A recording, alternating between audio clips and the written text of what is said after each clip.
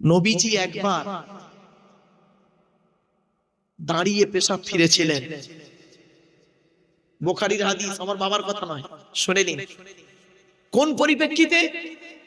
গনিমতের মাল ভাগ হচ্ছিল, ভাগ করছিলেন উনি।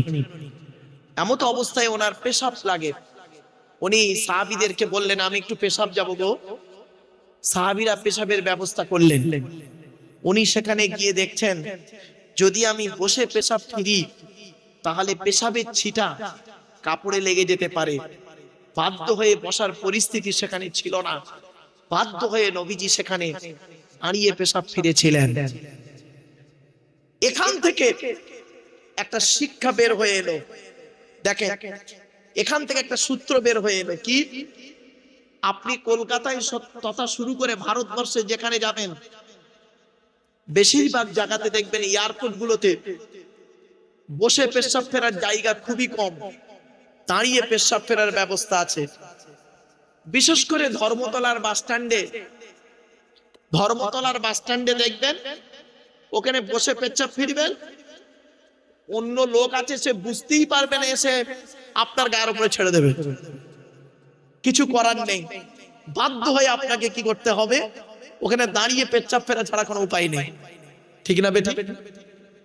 তাহলে ইসলাম এমন একটা ধর্ম, কঠিন ধর্ম নয়। ইসলাম বলেছে তুই বসেই পেশাব ফিরবি। যদি পরিস্থিতি এমন হয়ে যায় যেখানে বসার কোনো প্লেস নেই, তাহলে পেশাব বন্ধ করে রাখবি না, দাঁড়িয়ে পেশাব ফিরবি পরিস্থিতির শিকার হয়ে। এই জন্য আপনাদেরকে বলি, শূকরের গোশত খাওয়া হারাম। হালাল না হারাম? হারাম। এই কোরআনের 4 জায়গায় লেখা আছে শূকরের গোশত খাওয়া হারাম। 4 জায়গায় লেখা আছে। কোন কোন জায়গায় বলে দিচ্ছে শুনে নিন। 2 নম্বর পারার 5 নম্বর পৃষ্ঠার 1 নম্বর লাইন, সূরার নাম সূরা বাকারা। ইন্নামা হাররামা আলাইকুমুল মাইতাতা ওয়াদ দামা ওয়া লাহমাল খিনজির। শূকরের গোশত হারাম। 2 নম্বর কোথায় লেখা আছে জানেন? আল্লাহ পাক কোরআনে বললেন 6 নম্বর পারা 6 নম্বর পৃষ্ঠার 1 নম্বর লাইন, সূরার নাম সূরা মাইদার মধ্যে বলছেন হুররিমাত আলাইকুমুল মাইতাতু ওয়াদ দামু ওয়া লাহমুল খিনজির। খিনজির মানে শূকর, শূকরের গোশত হারাম। 3 নম্বর কোথায় লেখা আছে?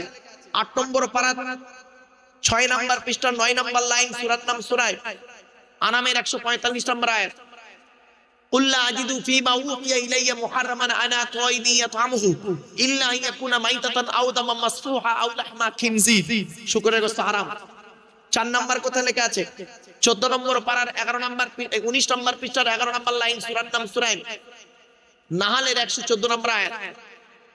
আল্লাহ বলছেন ইন্নামা হাররামা আলাইকুমুল মাইতাতা ওয়াদ দামা ওয়া লাহমাল খিনজির। তাহলে কোরআন থেকে প্রমাণ হলো কি? শূকরের গোশত খাওয়া হারাম। তাই তো নাকি? আপনারা শূকরের গোশত কেউ খান না। চলুন এবার এমন একটা জায়গায় আপনি গিয়েছেন যেখানে দেখছেন শূকরের গোশত ছাড়া আর কোনো খাবারই নেই, আপনার জান চলে যাচ্ছে, মরে যাবেন, তখন কি করবেন? কোরআন আপনাকে বলছে, আমরা আপনাদেরকে বলেছি কি শূকরের গোশত খাওয়া হারাম। প্রথম পাঠ, একটা আয়াতের, একটা বাক্যর, একটা আয়াতের 2টো পাঠ আছে এখানে। প্রথম পাঠে আল্লাহ বলেছেন হারাম, দ্বিতীয় পাঠে আল্লাহ কি বলছে শুনুন। ফামানিতুররা গায়রা বাগিন ওয়ালা আদিন ফালা ইসমা আলাইহি। আল্লাহ পাক বলছেন, তুই সহজ ভাষায় বলছি, আল্লাহ বলছেন তুই এমন একটা জায়গায় গিয়েছিস যেখানে শূকরের গোশত ছাড়া আর কোনো খাবার নেই, জান বাঁচানোর জন্য তুই খাবি, আমি আল্লাহ কোনো গোনা লিখব না। তাহলে বোঝা গেল কি এমনি এমনি শূকরের গোশত খাওয়া হারাম, জান চলে যাচ্ছে, সেই জায়গায় আপনি যদি শূকরের গোশত খান আপনার কোনো গোনা হবে না, কোরআনের দলিল। আর একটা কথা আপনাদের বলি, আপনারা মদ খেয়েছেন? আরে ভাই বলুন না, কথা বলুন না একটু। আচ্ছা, মদ খাওয়া হালাল না হারাম? জোরে বলুন। হারাম। আপনারা কি মদ খেয়েছেন? খাননি তো? ঠিক বলছেন। এবার আমি আপনাদের কিরকম খাওয়াচ্ছি দেখুন। কোরআনে মদ খাওয়া হারাম লেখা আছে 4 জায়গায়। কয় জায়গায়? 4 জায়গায়। শুনে নিন কোথায় কোথায় আছে। 2 নম্বর পারা 13 নম্বর পৃষ্ঠা 12 নম্বর লাইন, সূরার নাম সূরা বাকারা। ইয়াসআলুনাকা আনিল খামরি ওয়াল মাইসির কুল ফীহিমা ইসমুন কাবীর ওয়া মানাফিউ লিন-নাস। মদ হারাম। 2 নম্বর মদ হারাম কোথায় লেখা আছে? 5 নম্বর পারা 4 নম্বর পৃষ্ঠা 2 নম্বর লাইন, সূরার নাম সূরা নিসা, ইয়া আইয়ুহাল্লাযীনা আমানু লা তাকরাবুস সালাত ওয়া আনতুম সুকারা, মদ হারাম। 3 নাম্বার কোথায় লেখা আছে?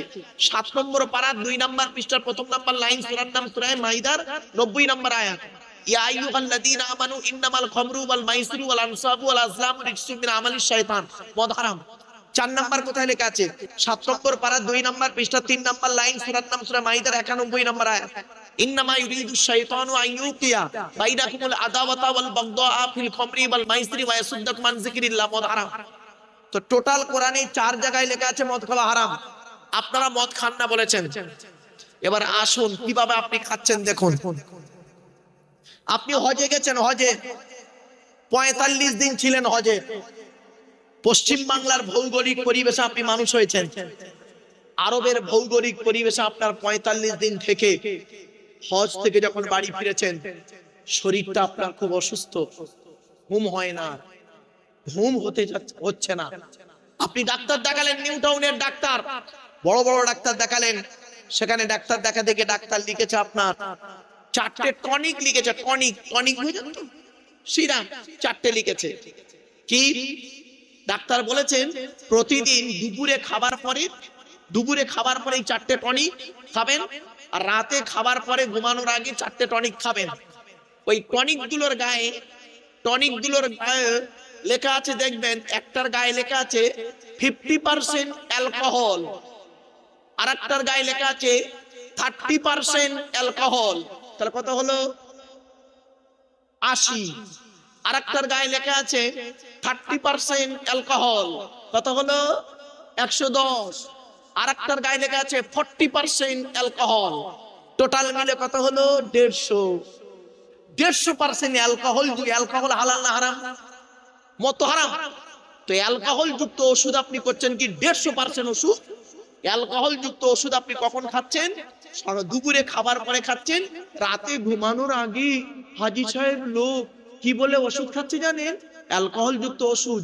বিসমিল্লাহ আগে সাফি, বিসমিল্লাহ আগে কাপ, আল্লাহর নাম নিয়ে অ্যালকোহল যুক্ত ওষুধ ঢোকাচ্ছে। ঠিক না বেটি?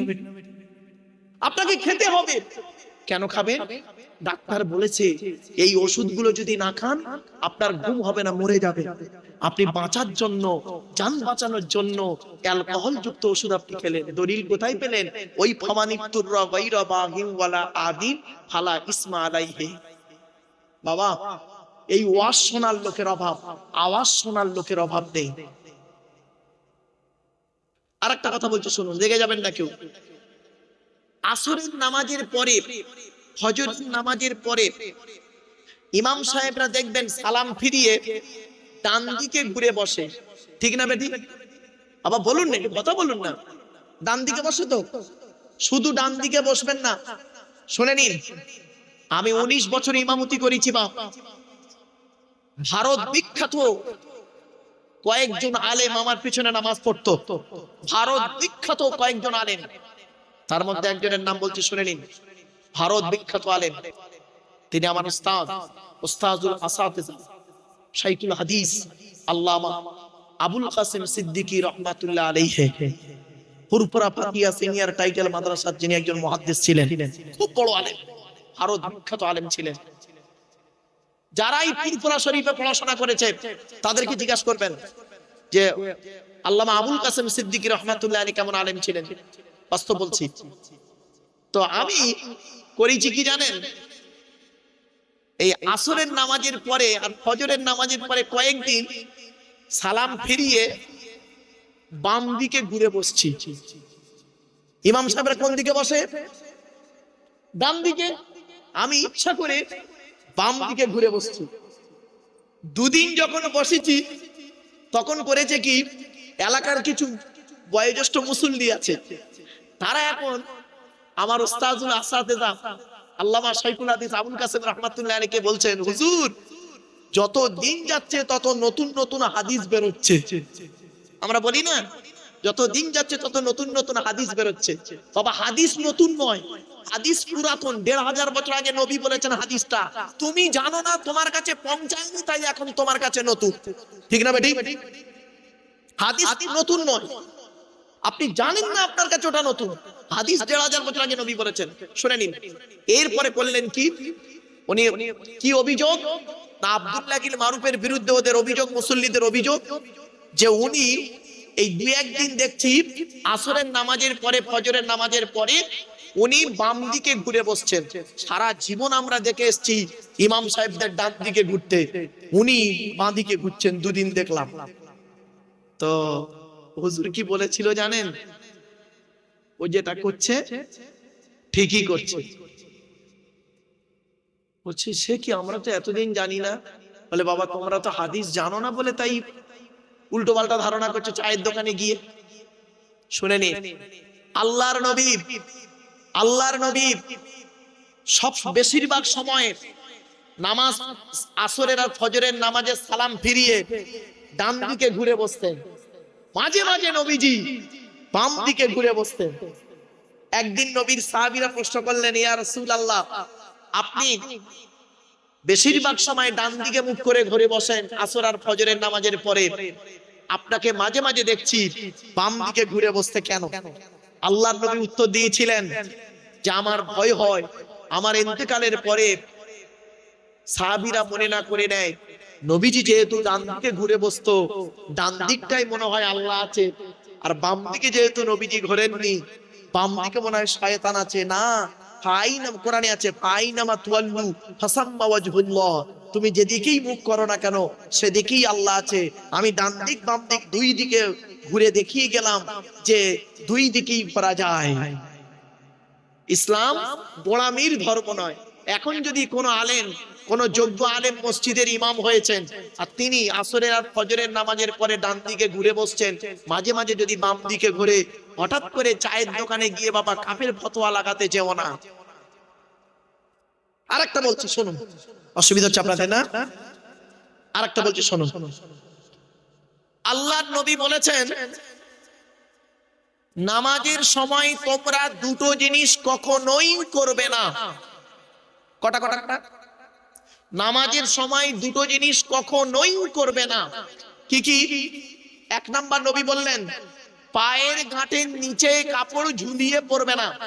এজন্য পুরুষদেরকে আমি অনুরোধ করছি, পুরুষদেরকে বলছি, আপনি যখন নামাজ পড়বেন পায়জামা পরে পড়ুন, প্যান্ট পরে পড়ুন, লুঙ্গি পরে পড়ুন। পায়জামাটা একটু গুটিয়ে নেবেন, প্যান্টটা একটু গুটিয়ে নেবেন, নামাজ হবে না। নইলে ওই গাঁটের নিচেই যদি থাকে নামাজ হবে না। আরে অনেক ব্যক্তিকে দেখেছি, মলি সাহেব লোক, সেও দেখি লুঙ্গিটা পরেছে একদম নিচে। খারাপ সেন্স নেবেন না কিন্তু, খবরদার নয়। পায়ের গাঁটের নিচেই কাপড় ঝুলিয়ে পড়লে নামাজ হবে না। নবীজি বলেছেন পায়ের গাঁটের নিচেই কাপড় ঝুলিয়ে পড়বে না নামাজের সময়। আর একটা শুনুন, চমকে যাবেন, মুখ ঢেকে নামাজ পড়বে না। মুখ ঢেকে নামাজ পড়বে না। 4-5 বছর আগে করোনা বলে একটা রোগ এসেছিল না? আরে ভাই বলেন না। তা করোনার সময় আমি একটা মসজিদে জুম্মার নামাজ পড়তে গেছি, গিয়ে দেখছি ইমাম সাহেব আমার ছাত্র, ও আমাকে দেখতে পায় না, আমি একটু দেখা দিয়েছি কম। তো করেছে কি, সব লোক বসে আছে মাস্ক পরে, আমিও মাস্ক পরে মসজিদে ঢুকেছি। এখন আমি যে লোকটার পাশে বসেছি, আমার ডান দিকে একটা হাজী সাহেব ছিল, ও ভদ্রলোকের মুখে দেখি ডবল মাস্ক। ভালো তো ভালো। ইমাম সাহেব খুতবা দিলেন, খুতবা দেবার পরে নামাজে দাঁড়ালেন। আমরা সবাই নামাজে দাঁড়িয়েছি, তাকবীরে তাহরিমা বেঁধেছি। এখন আমি করেছি কি, তাকবীরে তাহরিমা বাঁধার সময় তার আগেই পট করে মুখ থেকে মাস্কটা খুলে নিয়ে পকেটে রেখে নিয়ত বেঁধেছি। যেই ইমাম সাহেব সালাম ফিরিয়েছে, হাজী সাহেব কি করলো জানেন? তোড়াক লাম মেরে দূরে সরে গেল আমার থেকে। বুঝতে পারছেন? আমার পাশে দাঁড়িয়ে ছিল, মাস্ক খুলেছে আগে, চলে গেল। মোনাজাত হয়ে গেল, মসজিদ থেকে বেরিয়ে হাজী সাহেব করেছে কি, 2-4 জন লোককে নিয়ে আমার বিরুদ্ধে উল্টো পাল্টা বলতে লাগলো। উনি একজন মাওলানা, অমুক তমুক হেনাতানা, উনি নামাজের আগে মাস্ক খুলে ফেললো। এত লোক মুখে নাম মাস্ক পরে নামাজ পড়ছে, উনি মাস্ক খুলে ফেললো বলে খুব উল্টো পাল্টা বলছে। আমি মসজিদ থেকে বেরিয়েছি, 2 জন মাওলানা সাহেব বলছে হুজুর এই ভদ্রলোকটি আপনার সম্পর্কে উল্টো পাল্টা বলছে। আমি বললাম বাবা আপনি কে? আপনি হাজী সাহেব দেখে মনে হচ্ছে। তা বলছে হ্যাঁ। হ্যাঁ, তো বলছি চেল্লাচ্ছে এরকম দেখুন, হ্যাঁ, এত লোক মুখে মাস্ক পরে নামাজ পড়ছে, আর আপনি করলেন কি নামাজের আগে পট করে মুখ থেকে মাস্কটা খুলে ফেললেন, অমুক তমুক হেনা তেনা।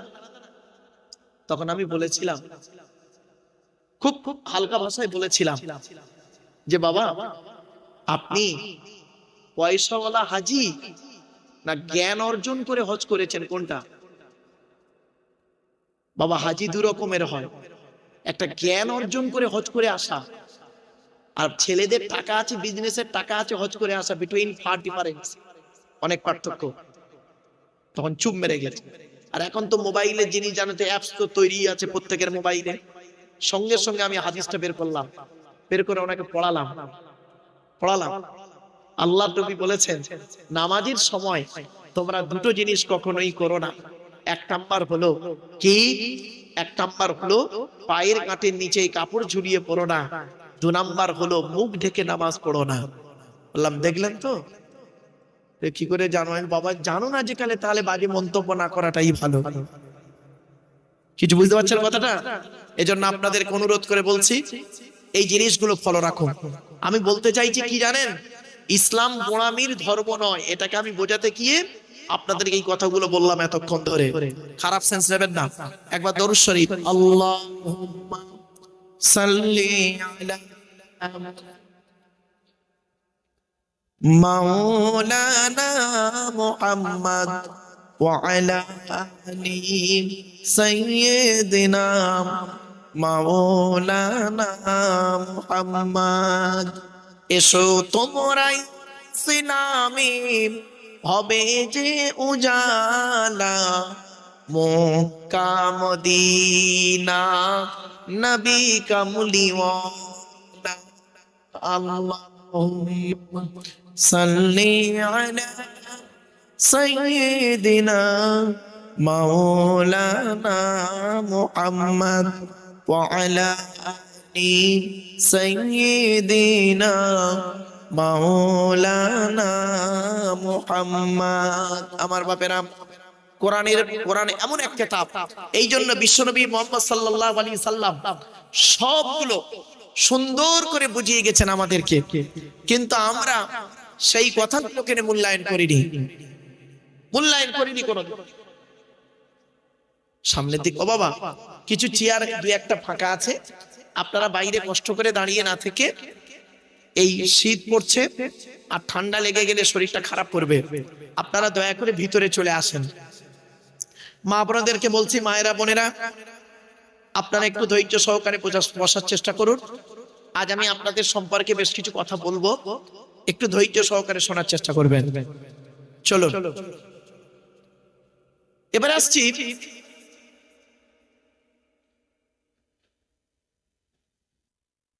আচ্ছা বাস আস্তে। ইসলামের বুনিয়াদ কটা? পাঁচটা। কটা বললাম বাবা? ইসলামের বুনিয়াদ হলো পাঁচটা, স্তম্ভ হলো পাঁচটা। তার মধ্যে এক নাম্বারটা কি? মুমিন। কি বললাম বাবা? মুমিন। আচ্ছা, মুমিন শব্দের অর্থটা কি? বিশ্বাসী। ছোট্ট একটা উদাহরণ দিচ্ছি, রাগ করবেন না কেউ। ঈমান শব্দের অর্থ হলো বিশ্বাস, আর যিনি আল্লাহকে বিশ্বাস করেন, নবীকে বিশ্বাস করেন 100%, তাকে বলা হয় মুমিন। তো মুমিন হতে গেলে তার কি কি কোয়ালিটি কোয়ান্টিটি থাকা দরকার? কোরআনে বলা আছে, একজন খাঁটি মুমিন হতে গেলে, সে পুরুষ হোক আর নারী হোক, খাঁটি মুমিন হতে গেলে সর্বাধিক 30টা গুণ লাগবে। কটা 30টা গুণ লাগবে। আর সর্বনিম্ন 5টা গুণ থাকতে হবে। মা বোনেরা শুনে নিন, যদি আপনারা সত্যিকারের খাঁটি মোমেনা হন, পুরুষদের বলে যাচ্ছি, আপনি যদি সত্যি পারফেক্ট মোমেন হন, তাহলে আপনাকে পৃথিবীতে 30টা, কোরআন মোতাবেক 30টা গুণ আপনার মধ্যে থাকতে হবে। সর্বাধিক, সর্বনিম্ন হলো 5টা। তো সর্বনিম্নটাই বলি, সর্বনিম্ন 5টা কি কি? মোমেনকে চিনবেন কি দেখে? খালি গালে দাড়ি থাকলে, মাথায় টুপি দিলে মোমেন নয়।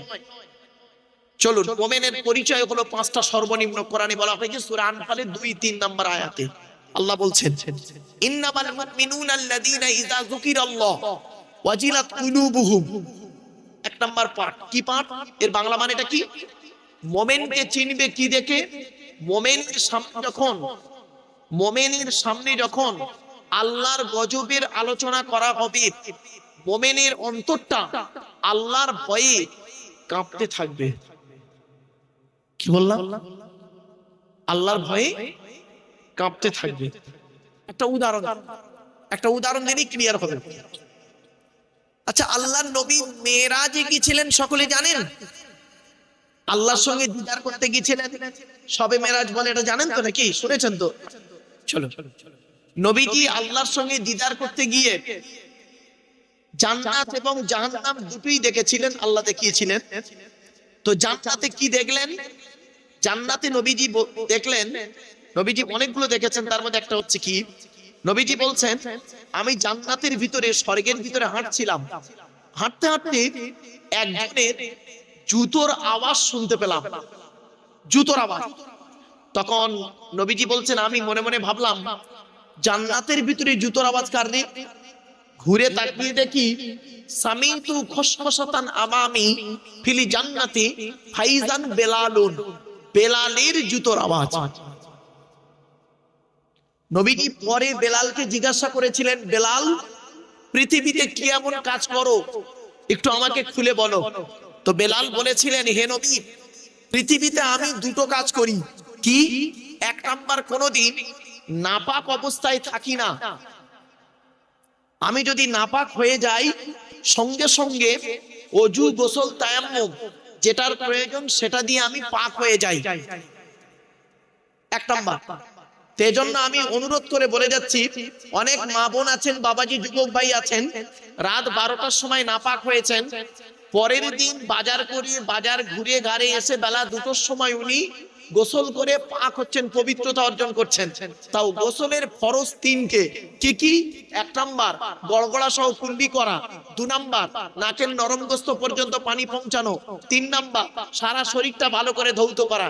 এই 3টে ফরজ আদায় করেনি উনি দামি একটা সাবান দিয়ে হরদম খালি ময়লা ডলছে। সাবানও লাগবে না যদি আপনি 3টে ফরজ আদায় করেন। আর যদি 3টে ফরজ আদায় না করেন, গোটা সাবানটা যদি আপনার গায়ে মেখে নেন, তথাপিও আপনি নাপাকি রয়ে গেলেন। গোসলের ফরজ হলো 3টে। মা বোন, বাবাজি, যুবক ভাইদের বলে যাচ্ছি, নাপাক অবস্থায় বেশিক্ষণ থাকবেন না। কেন?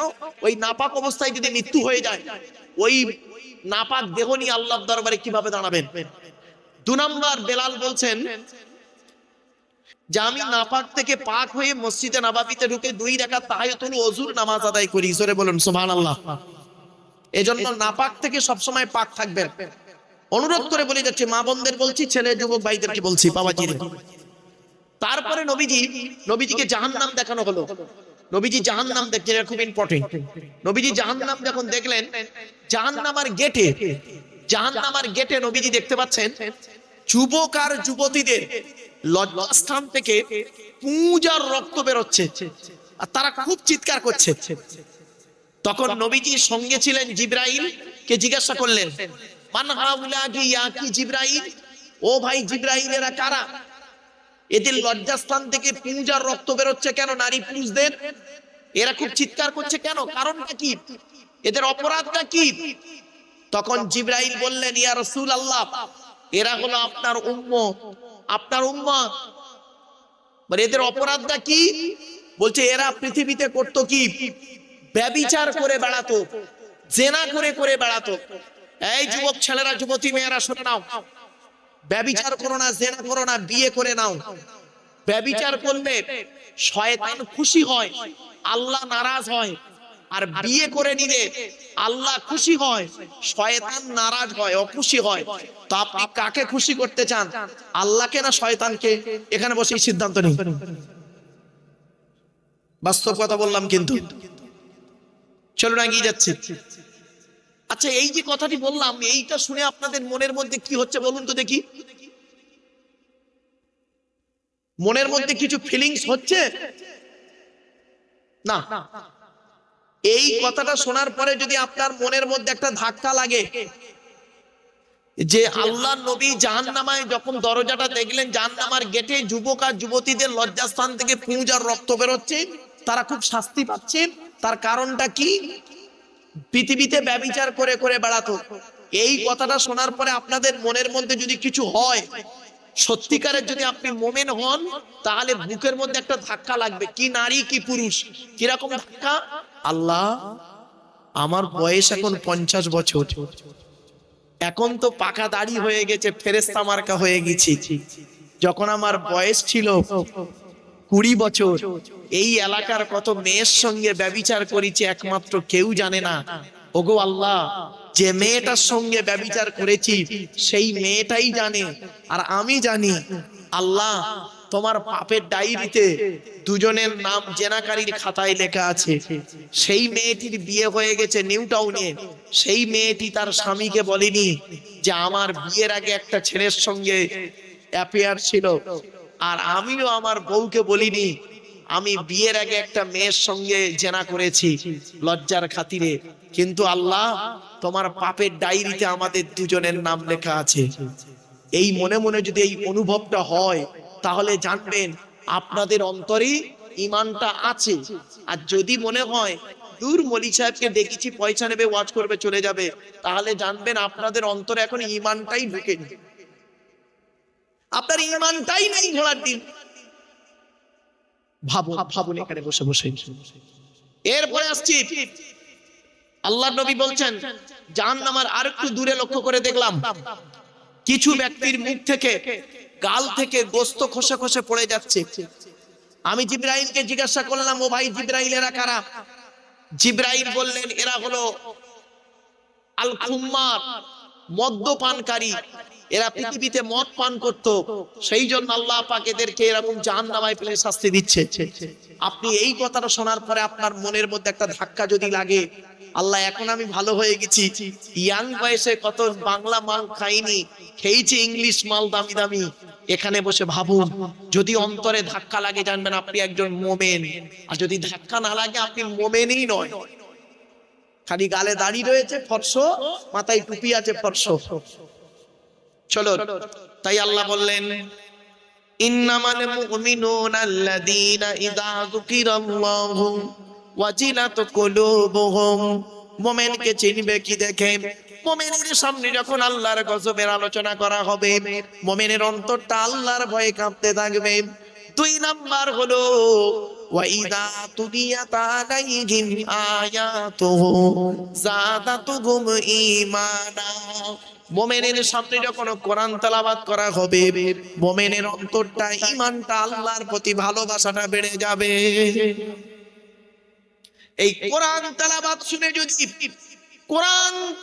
শুনে যদি আপনার অন্তরে ঈমানটা না বাড়ে, জানবেন আপনার অন্তরে ঈমানটাই এখনো প্রবেশ করেনি। 3 নাম্বার হলো মুমিনকে চিনবে কি দেখে? ওয়া আলা রাব্বিহিম ইয়াতাওয়াক্কালুন।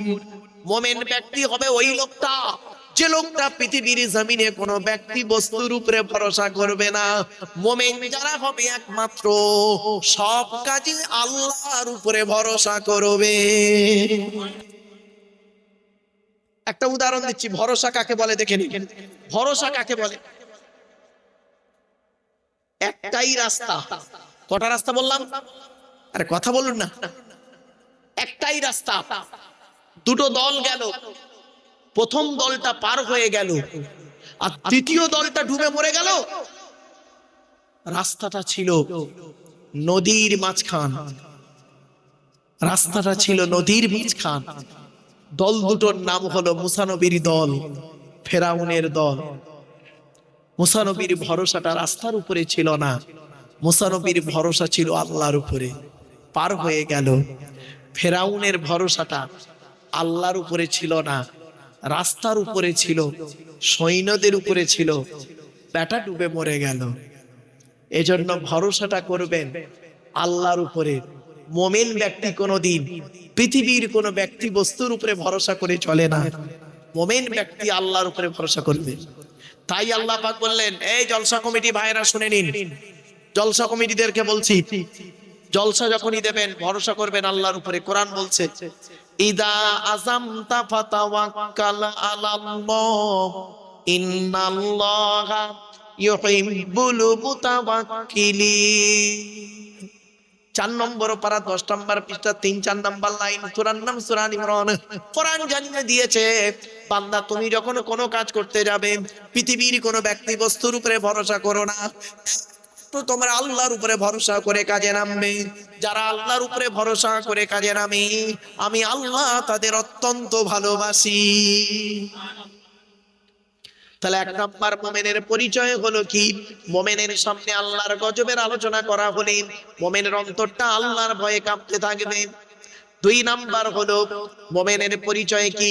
মুমিনের সামনে যখন কোরআন তেলাওয়াত করা হবে, মুমিনের ঈমানটা আল্লাহর প্রতি ভালোবাসাটা বেড়ে যাবে। 3 নাম্বার হলো মুমিন ব্যক্তি পৃথিবীর কোনো ব্যক্তি বস্তুর উপরে ভরসা করবে না, সব কাজে আল্লাহর উপরে ভরসা করবে। 4 নাম্বার মুমিনের পরিচয়টা কি শুনুন, আল্লাযীনা ইউকিমুনাস সালাত। মুমিন ব্যক্তি 5 ওয়াক্ত নামাজ আদায় করবে। মুমিন ব্যক্তি কোনোদিন বেনামাজি হতে পারে না। এজন্য আপনাদের অনুরোধ করে বলে যাচ্ছি, মা বোন বাবাজি যুবক ভাইদেরকে নামাজের প্রতি তাকিদ দিন। নামাজকে শুধু ভাববেন না যে নামাজ শুধু আল্লাহর হুকুম, এটা ভাববেন না। আল্লাহর হুকুম তো আছেই, সাথে সাথে নামাজের মধ্যে যুক্তি বিজ্ঞান সবই রয়েছে। অনেক মা বোন আছে দেখবেন নামাজ পড়ে না, অনেক বাবাজি যুবক ভাই এখানে বসে আছেন নামাজ পড়ে না। খবরদার নয়, নামাজকে কোনোদিন ছাড়বেন না। এরপরে আসছি 5 নাম্বার মুমিনের পরিচয় হলো কি? ওয়ামিম্মা রাযাকনাহুম ইউনফিকুন। কোরআন জানিয়ে দিয়েছে মুমিনের পরিচয় হলো 5 নাম্বারটা কি? আমি আল্লাহ তাদের ধন সম্পদ দিয়েছি, টাকা পয়সা ধন সম্পদ গুলোকে আল্লাহ রাস্তায় দান করে যাবে। ও আটঘরার মানুষেরা, আটঘরা তো এটা নাকি দশদ্রন, আটঘরা মানে আটঘরা ডাক দশদ্রন, আচ্ছা বর্ডার। আলহামদুলিল্লাহ, আটঘরা দশদ্রনের মানুষেরা শুনে রেখে দিন, আল্লাহ আপনাদের তো পাকা পাকা বাড়ি দিয়েছে, পাকা পাকা বাড়ি দিয়েছে। আমার মনে হয় এই গ্রামে কোনো জাকাত খাবার গরিব আছে বলে মনে হয় না, ঠিক না বেঠি?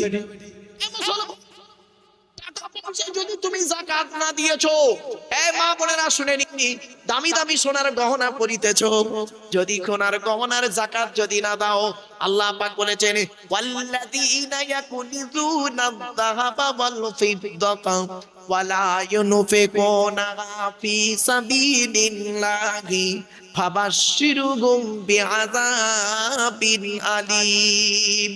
আল্লাহ বলেছেন জাকাত দিতে হবে। শুনে রেখে দিন, জাকাত যদি সোনা দানার জাকাত যদি না দেন, মা বোনদের বলে যাচ্ছি, মায়েরা বোনেরা, সোনা দানার সোনার উপর জাকাত দেবেন। যদি জাকাত না দেন কঠিন পাপ হবে। কোরআনে যেখানেই নামাজের কথা আল্লাহ বলেছেন, সাথে সাথে অনেক জায়গায় বলেছেন আকিমুস সালাতা ওয়া আতুজ যাকাত, নামাজ আদায় করো, জাকাত দাও। এ মুসলমান অনেকে দেখবেন নামাজ পড়ে, জাকাত দিতে চায় না। শুনবেন, একটা ছোট্ট উদাহরণ দিচ্ছি, শুনে নিন। নবীজি একদিন বসে আছেন, মসজিদে নববীতে বসে আছেন। একটা গরিব লোক, লোকটার নাম সালাবা। কি বললাম? জোরে বলুন। সালাবা লোকটার নাম, গরিব মানুষ, লোকটার নাম সালাবা। নবীজি বসে আছেন, লোকটা এসছেন, সালাবা এসছেন, এসে বলছেন ইয়া রাসূলুল্লাহ, আপনি আমার জন্য আল্লাহর কাছে দোয়া করুন। নবীজি বললেন কি দোয়া করবো বলো? আল্লাহ যেন আমাকে ধনী করে দেয়। তো নবীজি বললেন ধনী হলে কি করবে? বলছে আমি টাকা পয়সা গরিবদের দান করব, আমার মন চায় দান করব। আল্লাহ বলছে, নবী বলছেন তুমি যে অবস্থায় আছো এই অবস্থাটা ভালো লাগছে না? বলছে না ইয়া রাসূলুল্লাহ, আমি দোয়া করুন না, আপনি একটু দোয়া করুন আল্লাহ যেন আমাকে ধনী করে দেয়। নবীজি আবারও বলছেন আমাকে তুমি দেখো, আমি যে অবস্থায় আছি এই অবস্থায় থাকো না। বলছে না ইয়া রাসূলুল্লাহ, আপনি একটু বলুন না আল্লাহকে যেন আল্লাহ আমাকে ধনী করে দেয়। 3 বার বলার পরে 4র্থবার আল্লাহ রাসূল বললেন যাও, আমি আল্লাহর কাছে দোয়া করলাম তোমার জন্য, হে আল্লাহ আপনি সালাবাকে ধনী করে দিন। আল্লাহর নবীর দোয়া আল্লাহ কবুল করলেন। করার পরে সালাবাকে আল্লাহ এত পয়সা দিল, এত পয়সা দিয়েছে, প্রচুর টাকার মালিক সালাবা। এত বকরি দিয়েছিল যে মদিনায় মানে শহরে থাকতে পারে না, শহর থেকে চলে গেছে গ্রামে, গ্রামে গিয়ে বিশাল বাউন্ডারি করে বকরি থাকে, এত টাকার মালিক করেছে আল্লাহ। এক বছর পরে নবীজি করলেন কি, একজন ব্যক্তিকে পাঠিয়েছে ওই সালাবার কাছে। শুনে নিন ঘটনাটা এবার, মা বোনেরা, দশত্র নাট করার মা বোন বাবাজিরা শুনে নিন। পয়সা আপনাদের দিয়েছে আল্লাহ, আজ থেকে 50 বছর আগে এত টাকা আপনাদের ছিল না, ঠিক না বেঠিক? আজ থেকে 50 বছর আগে এত টাকা ছিল না, আল্লাহ আজ আপনাদের দিয়েছে। না জানি সালাবার মতো অবস্থা যেন আল্লাহ না করে। শুনুন সালাবার অবস্থাটা কি হলো। এবার করেছে কি, এক বছর পরে নবীজি একজন ব্যক্তিকে পাঠিয়েছে, তুমি যাও তো সালাবার কাছে যাও, সালাবার জাকাত ফরজ হয়ে গেছে, প্রচুর টাকার মালিক, জাকাত ফরজ। সেই ব্যক্তি এসেছেন সালাবার কাছে, কি খবর? আমাকে নবীজি পাঠিয়েছেন, আপনি জাকাত দিন। আমাকে জাকাত নেওয়ার জন্য আল্লাহর নবী আমাকে পাঠিয়েছেন আপনার কাছে, আপনি জাকাত দিন। কি বললো জানেন? শুনে নিন কি বলছে। হ্যাঁ জাকাত দেব, জাকাত তো দিতে হবে, আল্লাহ সম্পদ দিয়েছে। আচ্ছা ঠিক আছে, আমি সামনে বছরে একবারে দিয়ে দেবো, তুমি নবীকে গিয়ে বলবে। কিছু বুঝতে পারছেন কথা না? লোকটি চলে গেল, গিয়ে নবীকে বলছেন, ইয়া রাসূলুল্লাহ, উনি বলেছেন হ্যাঁ জাকাত তো দিতে হবে, তো ঠিক আছে নবীকে গিয়ে বলো আমি সামনে বছরে 2 বছরে একসঙ্গে দিয়ে দেবো। নবীজির মনটা খারাপ হয়ে গেল, কিছু বললেন না। দ্বিতীয় বছরে আবার ওই ব্যক্তিকে পাঠিয়েছে, সালাবার কাছে যাও, জাকাত দে, জাকাত দিতে হবে। এবার করে থেকে দ্বিতীয় বছরে যেই গেছে না, ও আর ভালো দেখা সাক্ষাৎ করে না, বুঝতে পারছেন না? ওই লোকটার সঙ্গে দেখা সাক্ষাৎ করে না, জাকাত দেবার ভয়, জাকাত দেবার ভয়। ঘুরিয়ে ঘুরিয়ে ঘুরিয়ে ঘুরিয়ে করলো কি, চলে এলেন। তৃতীয় বছর আল্লাহ নবী আবার পাঠিয়েছে লোকটাকে, যাও সালাবার কাছে জাকাত দিতে বলো সালাবাকে। তৃতীয় বছর আসতে গড়িমসি করে দি করে আর দিল না। সেই ব্যক্তি গিয়ে বললেন, ইয়া রাসূলুল্লাহ, বিগত 3 বছর হলো সালাবা জাকাত দেয় না, এবছর দিই ও বছর দিয়ে এই করি তাই করি করলো। নবীজি বললেন, আর তোমার জাকাত নিতে যেতে হবে না। সালাবার কাছে জাকাত নিতে গেল না। নবী খুব দুঃখ পেলেন। কেন দুঃখ পেলেন? লোকটা আমাকে বলল, আল্লাহ আমি গরিব থেকে ধনী করে দিলে আমি প্রচুর টাকা দান করব, আর আল্লাহ যখন ওকে ধনী বানিয়ে দিল ও জাকাত দিতে অস্বীকার করলো, মানে গরিবসি করছে। খুব দুঃখ পেলেন নবীজি। সাহাবীদেরকে বললেন কথাটা, বলতে সঙ্গে সঙ্গে সাহাবীদের মধ্যে কোন এক ব্যক্তি গিয়ে সালাবাকে বলছেন, এ ভাই সালাবা, শোন শোন, কি হয়েছে? তুমি 3 বছর জাকাত দাওনি, নবীজি তোমার উপরে খুব দুঃখ পেয়েছে।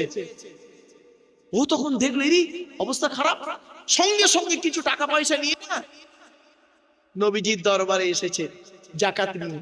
4র্থ নাম্বার বছরে সঙ্গে সঙ্গে আল্লাহ কোরআনের আয়াত নাযিল করলেন। কোথায়? 10 পারায় 18 পৃষ্ঠায়, সূরার নাম সূরা তাওবা। হে নবী, সালাবার জাকাত আপনি নেবেন না, দান নেবেন না। সঙ্গে সঙ্গে নবী বললেন, সালাবা 3 বছর তোমার কাছে জাকাত চাওয়া হয়েছিল, তুমি দাওনি। আল্লাহ নিজে নিষেধ করেছে, তোমার জাকাত দান নিতে আল্লাহ নিষেধ করেছে, আমি মুহাম্মদ নেব না। নবীজি যতদিন বেঁচে ছিলেন সালাবার জাকাত দান খয়রাত নেননি। আল্লাহর নবী ইন্তেকাল করলেন, হযরত আবু বকর সিদ্দিক রাদিয়াল্লাহু তাআলা আনহু খলিফা হলেন। সালাবা করেছে কি, কিছু টাকা পয়সা এনে আবু বকরের কাছে গিয়ে বললেন, আমিরুল মুসলিমিন, আপনি আমার যাকাতটা নিন। আল্লাহর নবীর সাহাবী আবু বকর বলেছিলেন, আল্লাহর নবী যেটা নেয়নি আমি আবু বকর ও জিনিস নিতে পারবো না, চলে যাও। মনের দুঃখে চলে গেলেন। হযরতে আবু বকর সিদ্দিক রাদিয়াল্লাহু তাআলা আনহু ইন্তেকাল করলেন, হযরতে ওমর ফারুক খলিফা হলেন। উনি আবার অনেক টাকা নিয়েছে উমারের কাছে, এসে বলছে, ভাই উমার, আমি যাকাত নিয়ে এসেছি, ডবল টাকা নিয়ে এসেছি, আপনি যাকাতটা নিন। হযরত উমার বললেন, আল্লাহর নবী যে টাকা নেয়নি, আবু বকর যে টাকা নেয়নি, আমি উমার ওই যাকাত দান নিতে পারবো না। হযরতে উমার ইন্তেকাল করলেন, হযরতে উসমান গনি রাদিয়াল্লাহু তাআলা আনহু খলিফা হলেন। উনি করেছে কি, অনেক টাকা নিয়েছে। হযরতে উসমান গনিকে বলছেন, আমিরুল মুমিনিন, আমার যাকাতটা আপনি নিন, দানটা আপনি নিন। তখন হযরত উসমান গনি বলছেন, সালাবারে, আল্লাহর নবী যেটা নেয়নি, আবু বকর যেটা নেয়নি, ওমর যেটা নেয়নি, স্বয়ং আল্লাহ নিতে নিষেধ করেছেন। আমি উসমান জীবন চলে গেল, তোমার দান যাকাত নেব না, চলে যাও। কাঁদতে কাঁদতে চলে গেল। অবশেষে করলো কি জানেন? হযরতে উসমান গনির জামানায় অতি অভাব কষ্টে আল্লাহ তার মৃত্যু দিল। ও দশদ্রন আটঘরার মানুষেরা, না জানি 50 বছর আগে আল্লাহ গরিব রেখেছিল আপনাদেরকে, আর যদি সঠিক সময়ে যদি যাকাত না দিয়েছেন, না জানি সালামার মতো অবস্থা আল্লাহ যেন না করে। বাড়ি থেকে ভাববেন।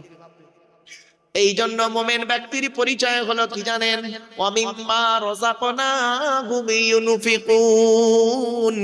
মুমিন ব্যক্তিকে আল্লাহ যে টাকা পয়সা ধন সম্পদ দিয়েছে, গরিব ফকির এতিম মিসকিনকে দান করে যাবে। বাপেরা, বাড়ি থেকে ভাববেন। এই 5টা গুণ থাকার পর আল্লাহ নিজেই বলছেন, উলাইকা হুমুল মুমিনুনা হাক্কান লাহুম দারাজাতুন ইনদা রাব্বিহিম ওয়া মাগফিরাতুন ওয়া রিজকুন কারীম। আল্লাহর কোরআন জানিয়ে দিয়েছে, এই 5টা গুণ যার মধ্যে থাকবে, ওই ব্যক্তি হলো খাঁটি মুমিন। আর ওই খাঁটি মুমিনের 3টে স্থান আছে। লাহুম দারাজাতুন ইনদা রাব্বিহিম, আমি আল্লাহ আমার কাছে রয়েছে উত্তম বদলা, সম্মান রয়েছে। ওয়া মাগফিরাতুন, পৃথিবীতে যদি মুমিনরা কোনো ভুল করে থাকে, আমি আল্লাহ সেই ভুলটাকে ক্ষমা করে দেব। আর 3 নাম্বার হলো ওয়া রিজকুন কারীম, পৃথিবীতে আমি আল্লাহ সম্মান সূচক রিজিক দান করব। আমার বাপেরা, এজন্য অনুরোধ করে বলে যাচ্ছি, যাকাত আদায় করুন।